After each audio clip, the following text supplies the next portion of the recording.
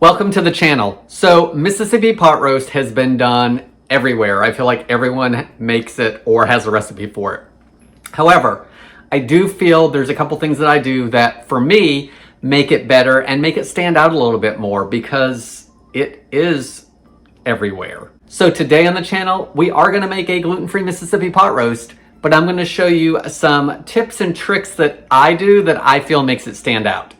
I'm Jamie with SavorySaver. I share gluten-free recipes, tips, tricks, and resources to make your gluten-free lifestyle easier. So please consider hitting subscribe and let's get started. So to start things off, the first thing I don't worry about anymore is the size of the roast.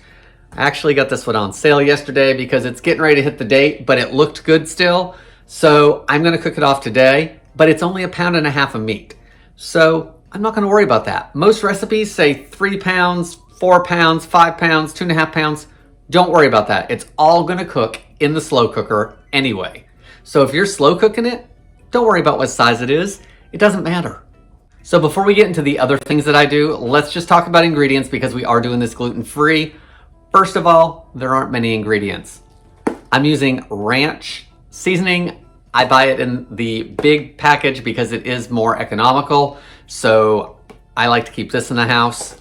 Pepperoncini are always in Mississippi pot roast, so use whatever brand you like. Finally, the brown gravy or au jus mix, whichever one the recipe you have happens to say. Guys, there are lots of options. I have 4 different options in my hands, gluten-free brown gravy mixes. So I will link some below for you, so you should not have any difficulty finding a brand to use. Use whichever one you get. Okay, so this is what I like to do to mine. First, I take the meat, whatever size you're using, and I want to season it with salt and pepper.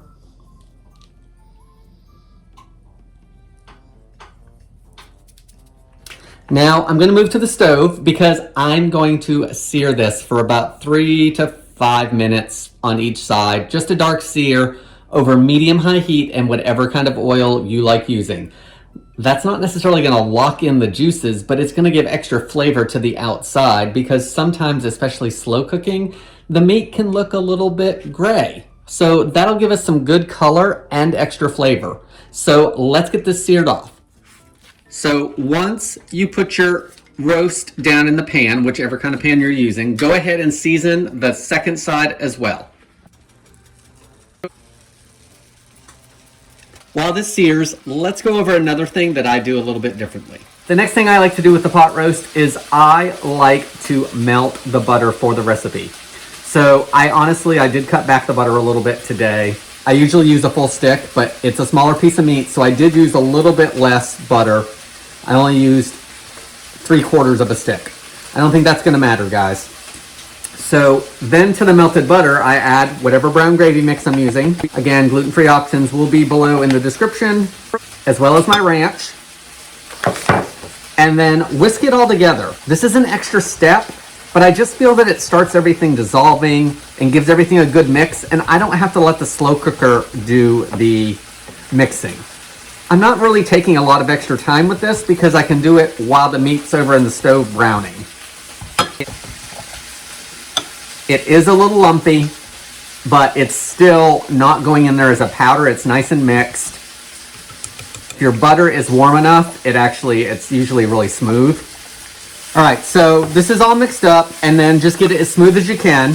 In regards to pepperoncini, do whatever you want.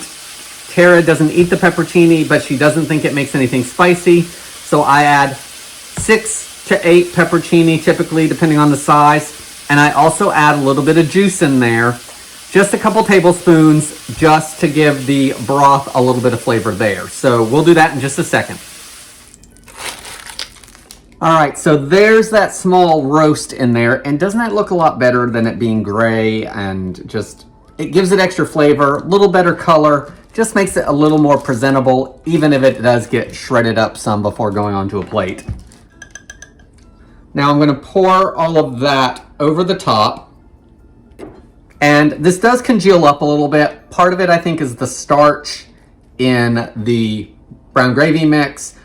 And part of it is if the butter is not hot enough, but it's already mostly dissolved. Now let's add our pepperoncini. Oh, and these are actually pretty big. So since they're so big, I'm not gonna add quite as many because Tara's not gonna eat them. I end up eating them. So let's do 5. Good splash of juice. Let me get this started, and then I've got one more tip so you don't lose any flavor from this roast. So the pot roast is cooking. It is in one of those slow cooker bags. I really find those helpful, that as far as cleanup, there's just less. Usually we can get the whole bag out and rid of any juice and liquid that's in there without spilling it, usually. But if you're not using those, give those a try. They do make a difference for us anyway. So I have one more tip to just make this pot roast stand out just a little bit more. We've already talked about I like searing it and some oil over medium-high heat for 4 or 5 minutes each side with some salt and pepper, just to give it some extra flavor and caramelization. Caramelization, did I say that right? Next, I like melting my butter and whisking or mixing the ranch seasoning and the gluten-free gravy mix. Mixing it all together just to kind of give it a head start on melting and all that. All these recipes talk about dump and go, and you can do that, but I want to have it enough time for it to get as much flavor into that meat as it can. And if I've melted the butter, the crock pot doesn't have to do it. The last big thing that we do in this house religiously is we do not throw away that broth. This is broth from the last one I made, as a matter of fact. What we do is once everything's cooked, we drain all the juice into some kind of container. We happen to usually use a freezer container to start with, but whatever kind of container you want, put it in a container, cover it up, pop it in the fridge overnight. All of that fat will separate, rise to the top, and solidify again. So you'll have your beef fat in there, and you will have your butter that is still fat. All of that goes to the top. Then all I do is cut it out with a paring knife, because it's a solid layer. It's usually about a 1/2 inch thick, easy. So I either cut it out with a paring knife or even a spoon, whatever. It's all on the top. It comes out in a couple pieces, and then everything below is all of those juices, all of that brown gravy mix, all of that salt and pepper, all of that ranch. It's concentrated flavor. The next time you want beef soup or beef stew, you start with this.